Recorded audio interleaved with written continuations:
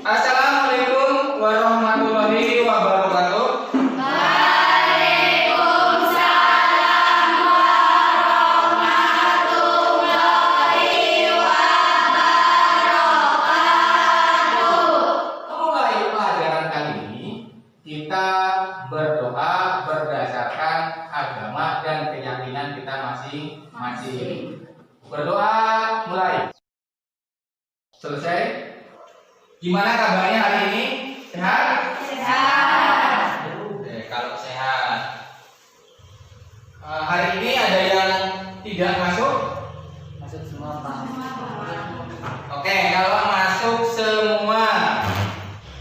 Pada pertemuan kali ini kita akan membahas kaitannya dengan kedudukan dan fungsi Undang-Undang Negara Republik Indonesia tahun 1945.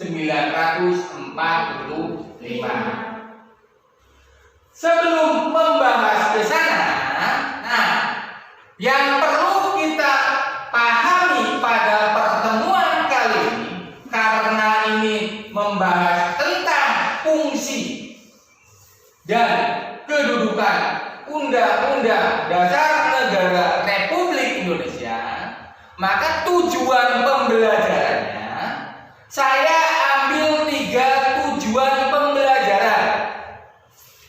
Yang pertama yaitu menjelaskan kedudukan dan fungsi Undang-Undang Dasar Negara Republik Indonesia tahun 1945. Yang kedua yaitu menganalisis kedudukan dan fungsi Undang-Undang Dasar Negara Republik Indonesia tahun 1945. Yang ketiga yaitu menyajikan kedudukan dan fungsi Undang-Undang Dasar Negara Republik Indonesia tahun 1945.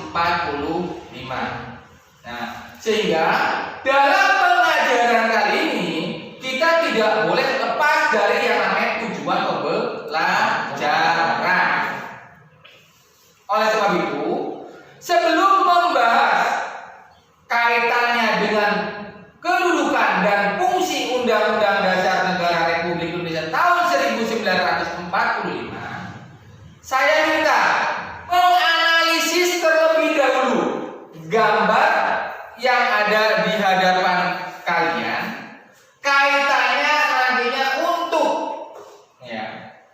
membahas masalah yang tadi saya sudah sebutkan, yaitu dengan judul yang saya tadi sebutkan. Silakan saya kasih waktu kurang lebih untuk menganalisis gambar yang ada di hadapan kamu. Saya beri waktu kalian kurang lebih 2 menit untuk menganalisis gambar yang ada di hadapan kalian. Sudah? Ya? Apa yang di hadapan kalian? Setelah dianalisis gambar, apa yang kalian temukan? Tentang kemerdekaan. Ya, sudah ada yang lain? Ya, apa? Undang-Undang 45. Undang-Undang Negara Republik tahun 1945. Ada yang lain? Ada yang lain? Kedaulatan. Kedaulatan. Ada yang lain? Hak segala bangsa. Hak segala bangsa. Ada yang lain? Sebagai alasan lahir Indonesia. Sebagai alasan lahir bangsa Indonesia. Ada yang lain? Oke, udah ya. Ya. Saya sengaja menyodorkan gambar seperti ini. Tujuannya adalah untuk kalian agar lebih mengetahui kaitannya dengan Undang-Undang Dasar. Ternyata kalau dilihat dari gambar ini, bahwa segala sumber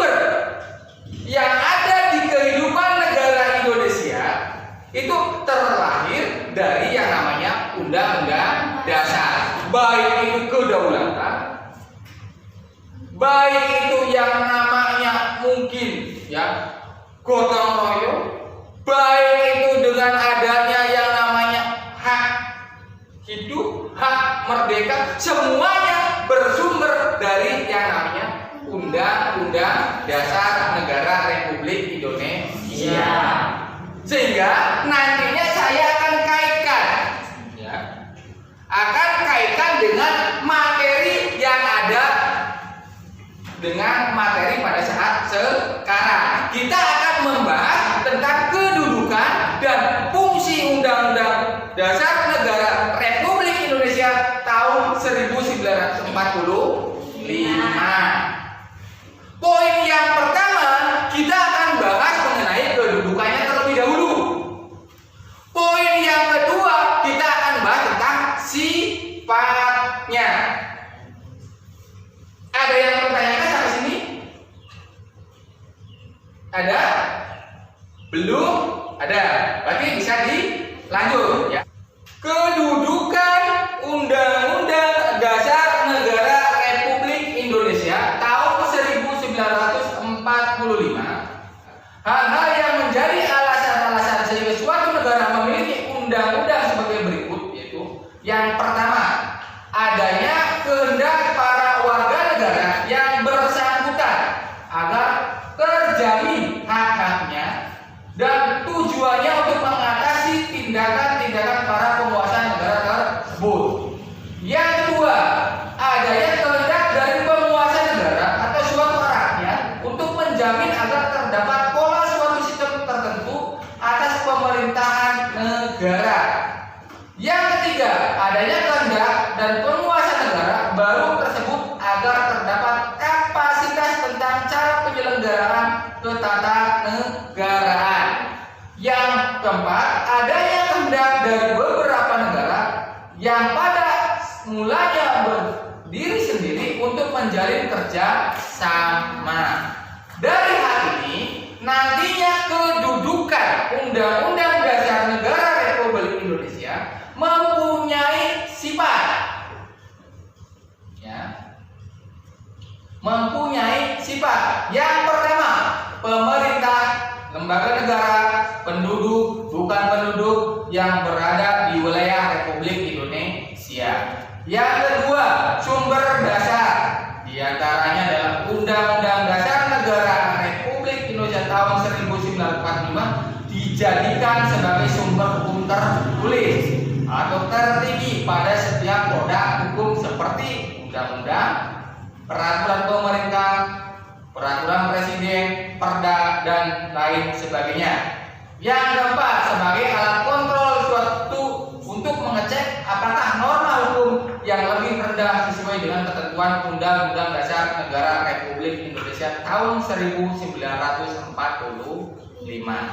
Nah, sampai ke sini dan sampai di sini, apa ada yang perlu ditanyakan dengan materi yang saya tadi paparkan?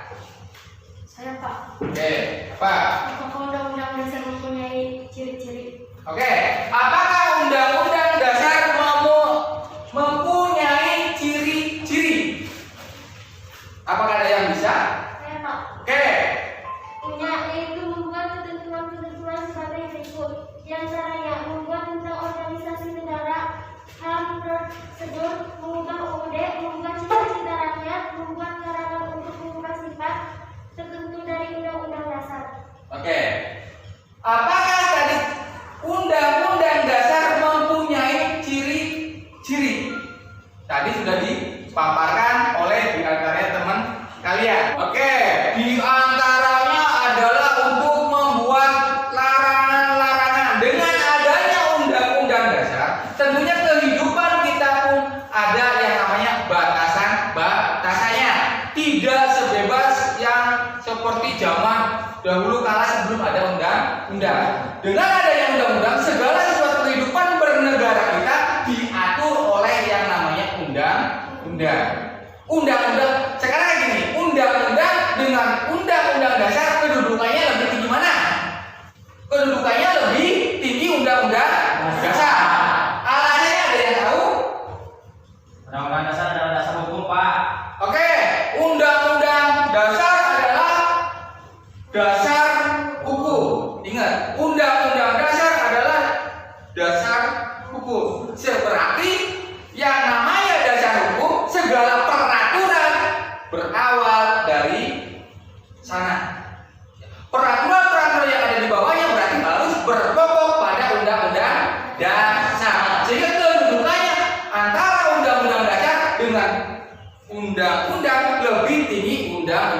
dasar. Segala sesuatu diatur oleh undang-undang dasar. Adanya peraturan pemerintah, adanya peraturan daerah, adanya peraturan presiden dan lain sebagainya. Ini berpokok pangkal dari yang namanya undang-undang dasar. Paham? Ada yang tanya lagi? Saya Pak. Oke, Pak. Apa perbedaan penduduk dengan bukan penduduk? Apakah perbedaan tadi ya kita bahas di sini adanya penduduk dan bukan penduduk? Oke. Apa perbedaannya? Ada yang tahu? Saya Pak. Oke. Penduduk adalah orang yang bertempat tinggal di suatu tempat dalam jangka waktu yang lama dan mendapat pengakuan dari pemerintah setempat. Oke. Yang ditandai dengan adanya KTP. Terus. Bukan penduduk adalah orang yang bertempat tinggal di suatu tempat untuk sementara waktu. Oke. Penjelasannya seperti ini ya. Yang namanya penduduk dengan bukan penduduk. Ya. Jelas ada perbedaannya.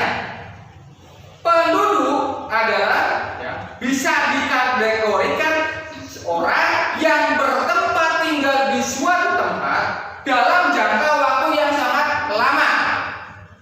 Keberadaannya diakui oleh pemerintah, sehingga yang namanya penduduk itu punya hak dan kewajiban. Nah, biasanya nantinya ditandai dengan adanya KTP. KTP. Oke, bagus. Tadi yang namanya bukan penduduk,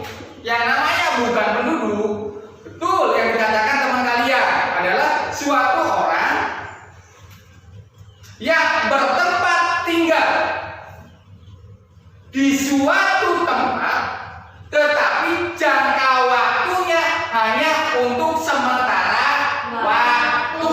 Contoh, bapak kita yang pergi ke Jakarta, ya kan, hanya untuk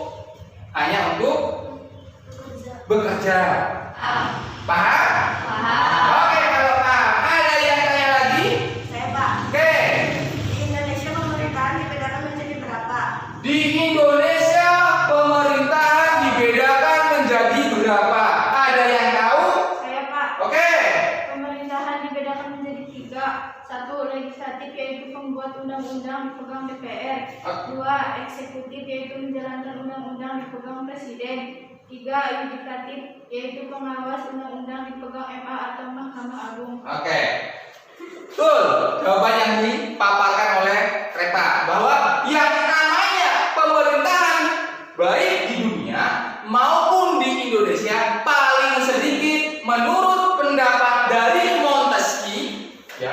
Montesquieu ini adalah ilmuwan ya yang membahas tentang diantaranya ilmu pemerintahan, membahas bahwa paling sedikit pemerintahan itu ada 3. Yang pertama adanya legislatif, yang kedua adanya eksekutif, yang ketiga adanya yudikatif. Semua bentukan ini ya, baik eksekutif, legislatif maupun yudikatif itu berawal aspirasinya dari yang namanya masyarakat.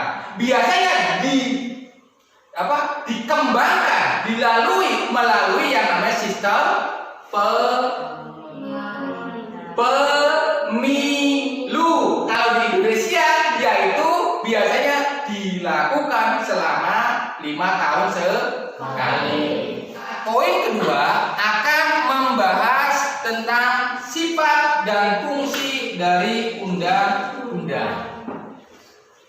Sifat dan fungsi dari undang-undang diantaranya 1. Tertulis, 2. Singkat dan supel, 3. Memuat norma-norma, yang keempat merupakan peraturan hukum yang positif. Ada yang perlu tanyakan dari sini? Apa sih itu tertulis? Ya kan? Apa itu yang namanya singkat? Ada yang tahu? Ada yang tahu? Oke, kalau belum ada yang tahu, saya akan coba bahas dari yang namanya tertulis. Di situ padahal udah jelas. Yang namanya tertulis, rumusannya sudah jelas.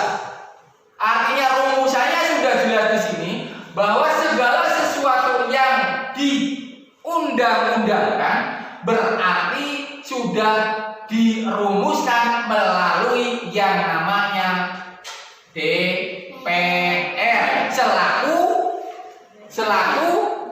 tangan panjang dari rakyat.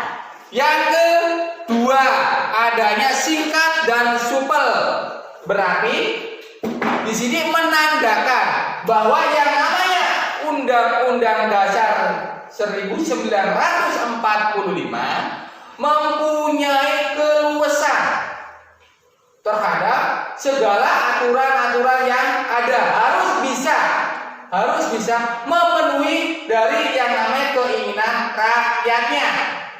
Yaitu supel itu kemanapun bisa masuk, ya, akan masuk ke yang namanya pemerintahan, peraturan pemerintah harus masuk pada yang namanya undang-undang harus masuk.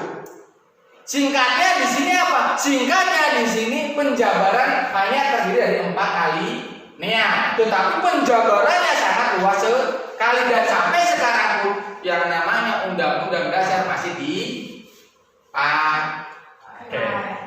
Paham di sini?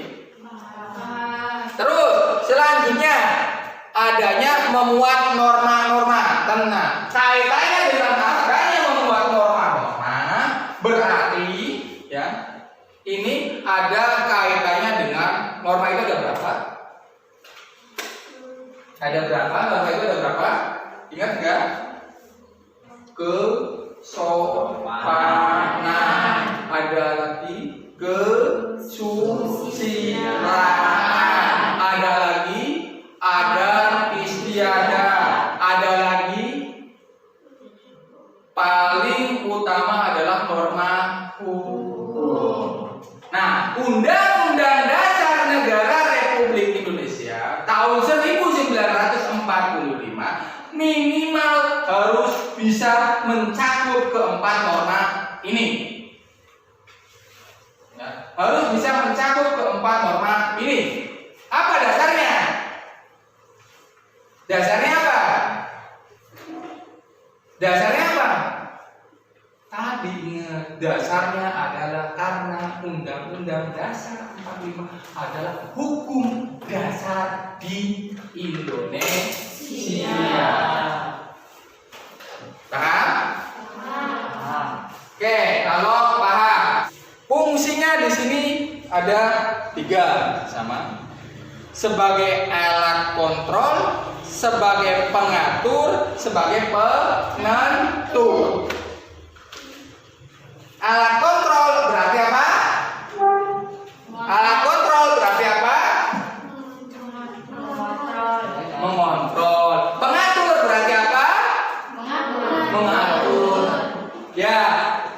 Yang dimaksud di sini Undang-Undang Dasar Negara Republik Indonesia tahun 1945 mempunyai fungsi sebagai alat kontrol, berarti dikaitkan bahwa segala aturan yang ada di bawahnya, baik tadi saya sebutkan adanya peraturan pemerintah, adanya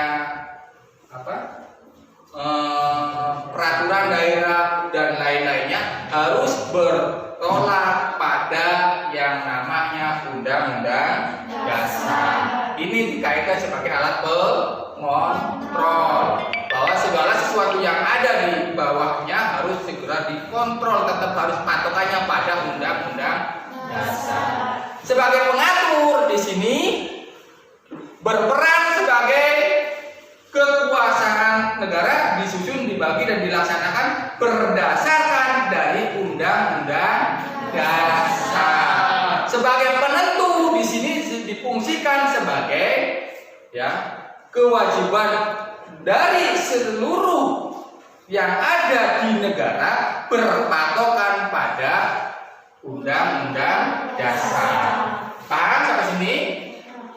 Paham sampai sini? Oke, kalau paham, pada pertemuan kali ini kita tetap harus ada sesuatu kaitannya dengan apa yang didapatkan dari materi ini, kita diskusikan bersama kita diskusikan bersama bahwa silakan nanti kalian membahas tentang fungsi dan kedudukan Undang-Undang Dasar 1945 berdasarkan hasil temuan dari diskusi kalian. Kalau bisa silakan sekarang bentuk terlebih dahulu kelompoknya. Ya. Dari nomor absen 1 sampai dengan 5 seperti yang kemarin kita belajar kelompok. Saya ulang lagi bahwa dari 1 sampai nomor 5 dari satu kelompok, dari nomor 1 dari 6 sampai 10 jadi satu kelompok. Nah, kita buat menjadi 4 kelompok. Nanti pada pertemuan kali ini kita yang akan maju adalah 2 kelompok terlebih dahulu. Silakan kalian buat kelompok masing. Oke, siap? Ya. Ini baru bagi yang namanya KPD-nya terlebih dahulu. Maka gabung terlebih dahulu kelompoknya. Oke, kita mulai hasil pemaparan hasil diskusi dari kelompok 1. Silakan salah satu anggotanya untuk bisa memaparkan hasil penemuan diskusi kalian. Adalah kedudukan Undang-Undang Dasar 1945 adalah hukum dasar tertinggi yang berlaku di Indonesia, yang terdiri atas pembukaan, tentang tubuh dan penjelasan. Pada pembukaan terdiri atas 4 alinea yang merupakan pokok kaidah fundamental atau norma dasar. Pembukaan Undang-Undang Dasar 1945 mengandung nilai-nilai yang dijunjung tinggi oleh bangsa-bangsa yang berada di seluruh dunia. Nilai-nilai tersebut mampu menampung dinamika masyarakat sehingga akan tetap menjadi landasan perjuangan bangsa dan negara selama Indonesia masih setia terhadap proklamasi 17 Agustus 1945. Dalam kedudukannya, Undang-Undang 1945 berfungsi sebagai berikut. Undang-Undang 1945, Konstitusi pertama Indonesia, norma hukum Undang-Undang Dasar Negara Republik Indonesia tahun 1945 berfungsi mengikat terhadap pemerintah, setiap lembaga negara maupun lembaga negara dan penduduk Indonesia. Hukum dasar Undang-Undang 1945 merupakan sumber hukum tertinggi. Artinya, setiap produk hukum harus berlandas Undang-Undang Dasar Negara Republik Indonesia tahun 1945 dan sebagai alat kontrol, yaitu mengecek apakah norma hukum yang lebih rendah sesuai dengan Undang-Undang Dasar Negara Republik Indonesia tahun 1945. Oke. Makasih atas pemaparan dari kelompok 1 bahwa pada intinya seperti ini. Kelompok 1 memaparkan tentang yang namanya Undang-Undang Dasar Negara Republik Indonesia. Itu terdiri dari yang namanya batang tubuh, ya. Adanya pasal-pasal, adanya lagi penjelasan yang lainnya. Itu pada intinya seperti itu. Terus yang kelompok kedua, saya silakan untuk memaparkan hasil temuan dari diskusi pada kali ini. Hubungan proklamasi dan pembukaan Undang-Undang 1945 dikutip dari situs resmi Kementerian Pendidikan dan Kebudayaan (DKI). Proklamasi kemerdekaan suatu proklamasi of Indonesia, sedangkan pembukaan Undang-Undang 1945 adalah Declaration of Independence. Pembukaan Undang-Undang 1945 adalah pernyataan kemerdekaan yang mengadopsi ketika luhur dari proklamasi kemerdekaan. Pada alinea kedua, berisi perjuangan untuk kemerdekaan menggunakan juga pengukuran dan penghormatan terhadap perjuangan dan adanya kesadaran bahwa keadaan sekarang tidak bisa dipisahkan dari keadaan sebelumnya. Pada alinea ketiga, penjelasan adanya motivasi moral dan motivasi material bangsa Indonesia untuk menyatakan kemerdekaannya, hubungan pembukaan Undang-Undang 1945. Oke, makasih atas pemaparan dari kelompok 2 yang membahas tentang hubungan Undang-Undang Dasar Negara Republik Indonesia dengan yang namanya proklamasi. Di sini kita bisa lihat bahwa apa hubungannya. Kita bisa lihat dari yang namanya pembukaan Undang-Undang Dasar Negara Republik Indonesia. Per alineanya, baik dari alinea pertama sampai dengan alinea keempat, di situ jelas memaparkan semua kaitannya dengan proklamasi. Ya, ini untuk pertemuan kali ini kita sampai di sini. Tetapi saya bisa menyimpulkan dari pertemuan kali ini apa kira-kira? Dari pertemuan kali ini, siapa yang bisa menyimpulkan pembahasan dari materi ini? Ada yang bisa? Saya, Pak. Oke, silakan. Undang-undang dasar sangat penting bagi tiap-tiap negara sebab kalau tidak ada undang-undang masyarakat akan kacau. Oke. Undang-undang dasar mempunyai fungsi alat kontrol, mengatur, penentu dari berbagai peraturan. Oke, terima kasih. Bahwa kita bisa menyimpulkan dari pertemuan kali ini. Yang pertama, adanya kedudukan Undang-Undang Dasar 1945 yaitu bersifat mengikat ya sebagai hukum dasar, sebagai alat kontrol. Terus sifatnya tertulis, singkat, supel, memuat norma-norma, terus merupakan hukum positif. Fungsinya adalah alat kontrol, pengatur, penentu.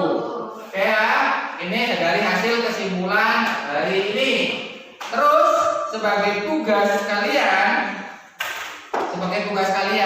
untuk membahas kaitannya dengan materi ini, saya sudah kasih tugas kalian di Google Classroom. Dan sebelum pertemuan yang akan datang, silakan kalian kumpulkan juga melalui Google Classroom.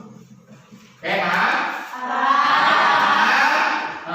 Pertemuan kali ini kita akhiri sampai di sini dengan mengucapkan